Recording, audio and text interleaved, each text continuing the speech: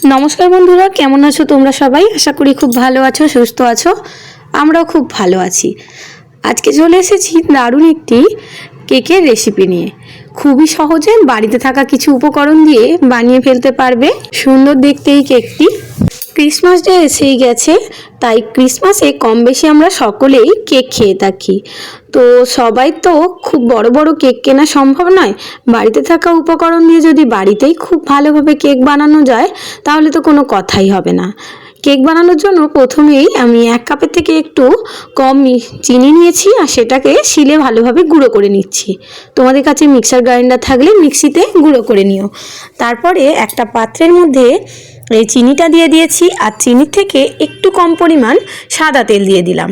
তারপর চিনি আর সাদা তেলটাকে খুব ভালোভাবে মিশিয়ে নিচ্ছি।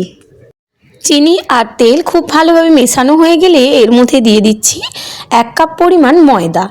এখানে আমি ময়দা ব্যবহার করছি, তোমরা চাইলে আটা ব্যবহারও করতে পারো। অনেকে ময়দা খেতে পছন্দ করে না। আর তারপরে দিয়ে দিচ্ছি 1/2 কাপ পরিমাণ দুধ। আগে 1/2 কাপ দিচ্ছি, আবার যদি প্রয়োজন পড়ে তখন আরও একটু দুধ দেব, কেননা একদম একেবারে দুধটা দিতে গেলে এটা পাতলা হয়ে গেলে তখন মুশকিল হবে। এরপর খুব ভালোভাবে নাড়াচাড়া দিতে দিতে মিশিয়ে নিচ্ছি মিশ্রণটিকে। দেখো কত সুন্দর মিশে গেছে। আমার মনে হচ্ছে একটুখানি এটা শক্ত হয়েছে, তাই এর মধ্যে আরও কিছুটা দুধ আমি যোগ করছি।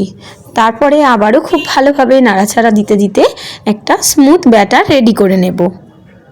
এই সময়টাতে সমস্ত উপকরণগুলোকে যত বেশি নাড়াচাড়া করবে আর যত সুন্দরভাবে ফেটাতে পারবে কেকটা ততই স্পঞ্জি হবে। তো দেখো খুব ভালোভাবে এটাকে মিশিয়ে নেওয়ার পর এর মধ্যে আরও কিছু উপকরণ যোগ করতে হবে। সেইগুলো খুব কম খরচেই হাতের কাছেই তোমরা পেয়ে যাবে। এখানে দিয়ে দিচ্ছি বেকিং পাউডার।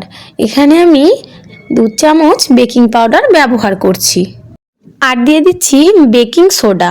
বেকিং সোডাটাও 2 চামচ ব্যবহার করছি। এই চামচ বলতে এটা একটা খুবই ছোট্ট চামচ নিয়েছি আমি। তোমরা যদি বড় চামচের নাও তো 1 চামচ করে নিলেই হয়ে যাবে। এরপর বেকিং পাউডার আর বেকিং সোডাটা দিয়ে আবারও মিশ্রণটিকে খুব ভালোভাবে নাড়াচাড়া করে নিতে হবে, যাতে এটা খুবই স্মুথ হয়ে যায় আর এর মধ্যে কোনো ডেলা না থাকে। তো দেখো খুব ভালোভাবে মিশ্রণটিকে নাড়াচাড়া করে নিলেই রেডি হয়ে যাবে ব্যাটারটা। এর মধ্যে আমি বিশেষ কিছু উপকরণ দিলাম না, কিন্তু কেবলমাত্র 4 থেকে 5টা উপকরণ দিয়েই কেকটা আমি রেডি করে নিচ্ছি। আর এটা সম্পূর্ণ নিরামিষভাবে বানাচ্ছি। অনেকে কেকের মধ্যে ডিম দিলে পছন্দ করো না, তো তারাও এই কেকটা বানিয়ে দেখতে পারো, আশা করি ভালো লাগবে। এরপরে একটি পাত্র নিয়ে নিলাম আর পাত্রটির মধ্যে বেশ কিছুটা তেল দিয়ে দিচ্ছি, সাদা তেল। এরপর সাদা তেলটাকে খুব ভালোভাবে পাত্রটার গায়ে লাগিয়ে নেব। এখানে তোমরা ব্রাশ দিয়েও লাগিয়ে নিতে পারো, তো আমার কাছে ব্রাশ ছিল না তাই আমি হাত দিয়েই লাগিয়ে নিচ্ছি। এরপরে সামান্য একটু ময়দা নিয়ে বাটিটার চারধারে ঘুরিয়ে নেব খুব ভালোভাবে। এইভাবে হাত দিয়ে চাপ দিয়ে দিয়ে এই ময়দাটাকে গোটা চারিদিকে ঘুরিয়ে নিচ্ছি। আর যদি কোনো এক্সট্রা ময়দা থাকে সেই ময়দাটাও ঢেলে ফেলে দেবো বা অন্য কোথাও রেখে দেব। দেখো এই সম্পূর্ণ কাজটা করার পরে যে ব্যাটারটা আমি রেডি করে রেখেছিলাম সেই ব্যাটারটা এই পাত্রের মধ্যে নিয়ে নেব। এইভাবে করলে কি হবে, কেকটা যখন রেডি হয়ে যাবে তখন খুব সহজেই এই পাত্রটার মধ্যে থেকে উঠে আসবে।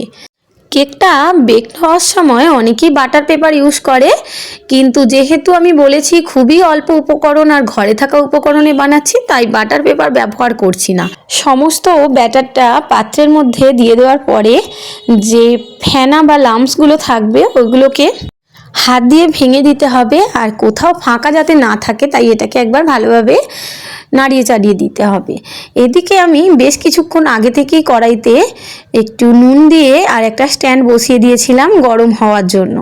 এটা 5 মিনিট মতো আগের থেকেই গরম করে নিয়েছি। এরপর এই পাত্রটিকে কড়াইতে বসিয়ে দিলাম আর ঢাকনা বন্ধ করে দিলাম।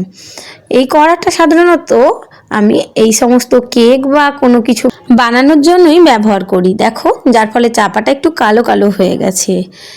এরপরে প্রায় 20 মিনিট পর আমি ঢাকনাটা খুলছি। এই দেখো অনেকটাই ফুলে উঠেছে। এবার ওপর থেকে বেশ কিছু কিশমিশ আমি দিয়ে দিচ্ছি কেকটাকে সাজানোর জন্য। কিশমিশগুলো দেওয়া হয়ে গেলে আবারও এটা ঢাকনা বন্ধ করে দেব। আর ঢাকনাটা বন্ধ করে আবারও 20 থেকে 25 মিনিট এটাকে একদমই লো ফ্লেমে রেখে দেব। আবারও 20 মিনিট পর ঢাকনা সরিয়ে তোমাদের দেখাচ্ছি। দেখো কেকটা একদমই রেডি হয়ে গেছে, খুবই সুন্দর। এই যে অনেকটাই ফুলে উঠেছে, এই যে আমি হাত দিয়ে দিয়ে দেখাচ্ছি, দেখো হাতে একটুও লেগে যাচ্ছে না। এবার একটা কাঁটা চামচের সাহায্যে আমি এটাকে একটু গিঁথে নিয়ে দেখাচ্ছি। দেখো এটা কোথাও কাঁচা নেই, যদি কাঁচা থাকতো তাহলে কাঁটা চামচের গায়ে লেগে যেত। এবার কেকটা সম্পূর্ণভাবে রেডি হয়ে গেছে। এবার এটাকে আমি নামিয়ে নিচ্ছি আর ঠান্ডা হতে দিচ্ছি, তারপরে দেখাবো এটা কেমন হয়েছিল। ভিডিওটা কেমন লাগলো অবশ্যই জানিও, ভালো লাগলে একটি লাইক দিও, আর পারলে বাড়িতে একবার ট্রাই করো। আমার চ্যানেলে নতুন বন্ধু হলে চ্যানেলটিকে সাবস্ক্রাইব করার অনুরোধ করছি, আর যদি ফেসবুক থেকে দেখো পেজটিকে ফলো করে দিও। অল্প একটু ঠান্ডা হওয়ার পর আমি একটা ছুরি দিয়ে পাশ থেকে একটু ছাড়িয়ে নিলাম, আর তারপরে কেকটাকে দেখো ঢেলে নিচ্ছি। এই যে কেকটা, এবার ওটাকে একটু কেটে দেব, কেটে তোমাদেরকে দেখাবো কেমন হয়েছে। দেখো কেকটা কতটা ফ্লপি হয়েছে আর কতটা নরম তুলতুলে হয়েছে। কেকটা সত্যি খেতে খুবই ভালো হয়েছে, তবে তোমরা চাইলে মিষ্টির পরিমাণটা একটু বাড়িয়ে দিতে পারো। কেকটায় মিষ্টিটা একটু কম হয়েছিল। এতক্ষণ থেকে দেখার জন্য অসংখ্য ধন্যবাদ।